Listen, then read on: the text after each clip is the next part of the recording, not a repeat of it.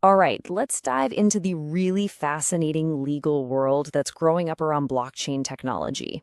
Now, I know when most people hear blockchain, their mind immediately jumps to crypto, like Bitcoin. But its potential is so much bigger than that. And like with any game-changing tech, the law is playing a frantic catch-up.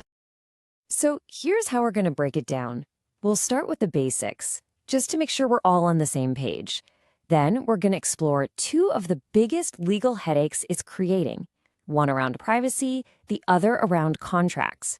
And to wrap it up, we'll zoom out and see how different countries are scrambling to write the rulebook for this whole new digital frontier. Okay, first things first, let's get a real handle on what we're actually talking about here. What is blockchain, really?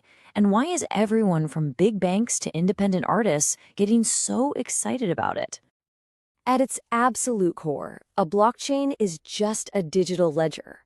The best way to think about it is like a shared notebook. But instead of one person holding it, it's copied and spread out across a huge network of computers.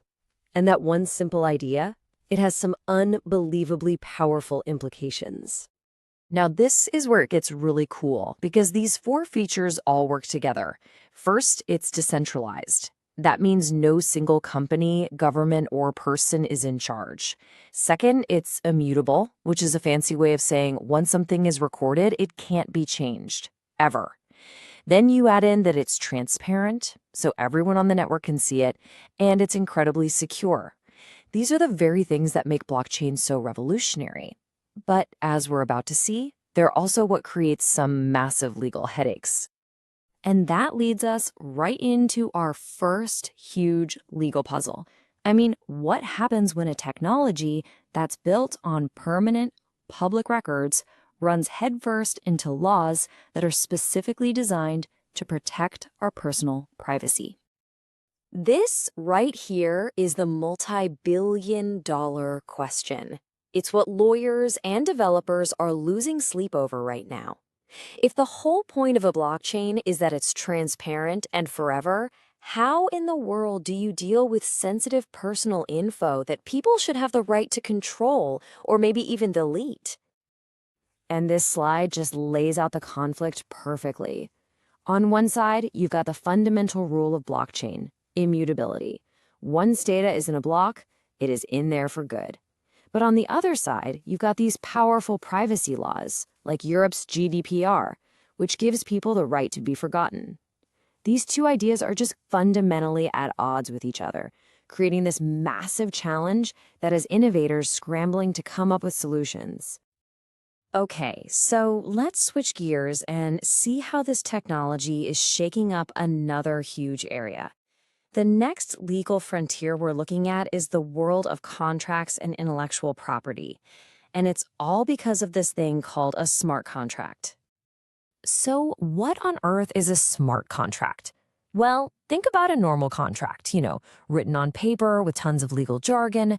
Now imagine instead of paper, its terms are written in computer code. And the really crucial part is that it's self-executing.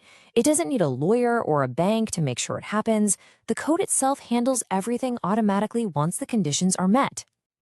The process itself is actually pretty simple when you break it down. First, the agreement gets turned into code. Then that code gets put on the blockchain, which makes it super secure and unchangeable. When some specific event happens, like a payment is confirmed or a package is delivered, the contract just executes itself. No humans needed. It's a whole new level of efficiency. And here's the thing, this isn't just about simple agreements. This technology could totally change how we manage and protect intellectual property. Just imagine patents that automatically pay out royalties the second they're used, or copyrights that are tracked and enforced around the world without needing a whole army of lawyers.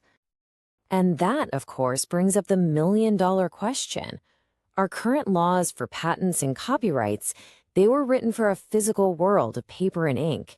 How can they possibly adapt to a new reality where ownership and agreements are defined by lines of self-executing code?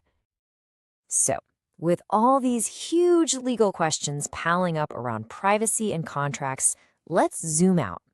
What are governments around the world actually doing about all this? Well, it turns out we're in the middle of a global regulatory race. Generally, countries are falling into one of two camps. On one side, you have the nations that are totally embracing the tech. They see its massive potential for innovation, and they want to attract that next wave of tech startups.